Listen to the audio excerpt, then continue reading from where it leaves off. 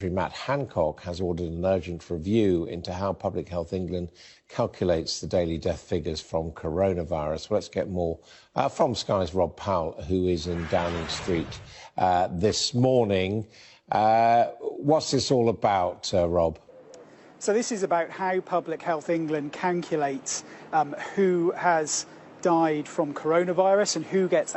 whose deaths get added on to that tally that we've grown used to seeing day by day, that currently stands at around 45,000. Now, the issue is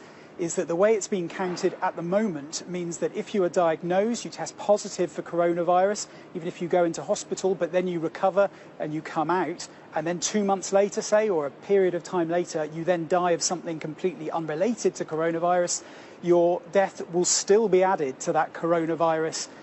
death tally. So the example that was given to me by a government source was basically if you had tested positive in February for coronavirus, you'd recovered, you'd been fine for the last few months, but then you'd been hit by a lorry or hit by a bus yesterday and died, your death would still be added on to that coronavirus tally, even though clearly, even though you may have had it, clearly your death is nothing to do with coronavirus at all. So essentially what this means is that tally that we've been used to getting from the government every day when they are updating us on death figures is likely to be out, is likely to be too high, which means that 45,000 figure that we are currently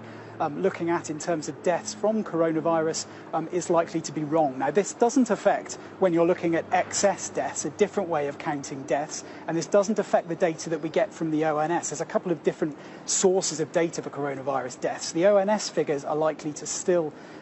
be accurate, but in terms of the actual count that Public Health England and the government rely on, well, that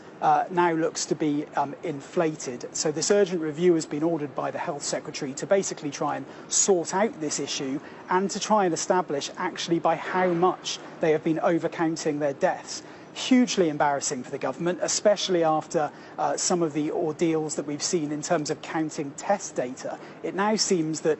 arguably the most crucial figure in this whole coronavirus pandemic, how many people have actually died from the virus, the government's own figures could be way out.